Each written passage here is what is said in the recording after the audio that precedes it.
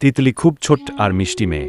একদিন তার মা তাকে একটা শ্রীকৃষ্ণের ছবি দিয়ে বল, এই তিতলি, এটা তোমার বন্ধু।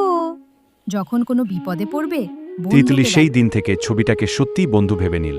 প্রতিদিন যা খায় একটু করে বন্ধুর ছবির সামনে রাখে, খুব যত্ন করে ছবি মুছে দেয়, সাজিয়ে রাখে, মনের সব কথা বন্ধুর সাথে বলে। ধীরে ধীরে কৃষ্ণ তার সবচেয়ে প্রিয় বন্ধু হয়ে গেল। একদিন সকালে তিতলি স্কুলে যাচ্ছিল। হঠাৎ কয়েকজন দুষ্টু ছেলে রাস্তা আটকাল।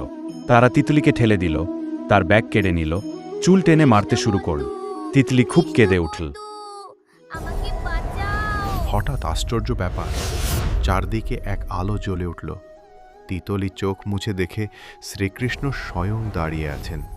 নীল রঙের শরীর, পীত বসন, মুরলি হাতে।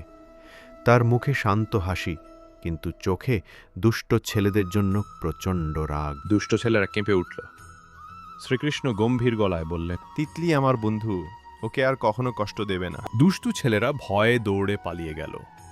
কৃষ্ণ তিতলির দিকে তাকিয়ে কোমল গলায় বললেন, ভয় পাস না, আমি সব সময় আছি তোর সাথে। তিতলি কাঁদতে কাঁদতে বলল, বন্ধু, তুমি সত্যিই আসলে? কৃষ্ণ হেসে মাথায় হাত রাখলেন। তারপর ধীরে ধীরে আলো মিলিয়ে গেল। তিতলি বুঝল, বন্ধুকে ডেকে ভালোবাসা দিলে বন্ধুও সব সময় পাশে থাকে। ভিডিওটা কেমন লেগেছে কমেন্ট করে জানাতে ভুলবে না।